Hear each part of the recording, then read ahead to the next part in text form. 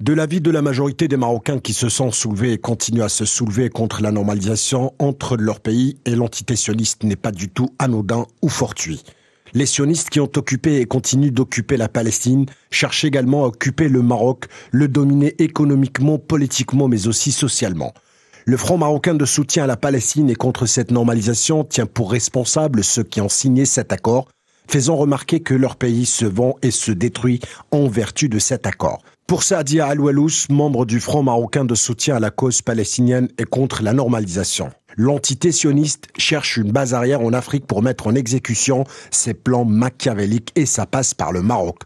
Son objectif, diviser en interne avant de s'étendre en dehors des frontières marocaines. Mon pays aujourd'hui, quand je dis mon pays, je parle de ceux qui sont responsables dans ce pays, je parle de ceux qui gouvernent de ce pays, je parle des élites qui abondent dans cette normalisation avec l'entité sioniste.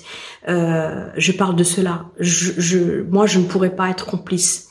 Et je ne pourrais pas, tant que j'ai un souffle de vie, devenir complice de ce qu'on voit, non seulement envers le peuple palestinien, mais envers tous les peuples opprimés de la terre, parce que l'entité sioniste, et je le répète, est là pour opprimer. Elle n'a jamais apporté quoi que ce soit à aucun peuple sur terre. Là où elle passe, là où elle met son pas, c'est pour déclencher des guerres, c'est pour vendre des armes, c'est pour apporter désolation, c'est pour pervertir, c'est pour salir, c'est pour prendre les terres, dévier l'eau, voilà.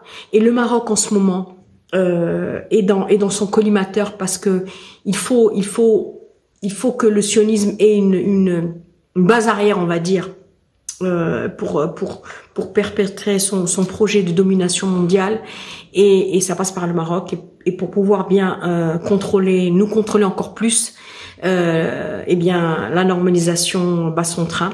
Le 22 décembre 2020 sera fatidique pour le Maroc. Le voisin de l'Ouest avait signé un accord tripartite suicide avec les États-Unis et l'entité sioniste, prévoyant la reprise des relations à un moment où l'administration américaine, conduite par l'ancien président Donald Trump, a reconnu la prétendue souveraineté du Maroc sur le Sahara occidental.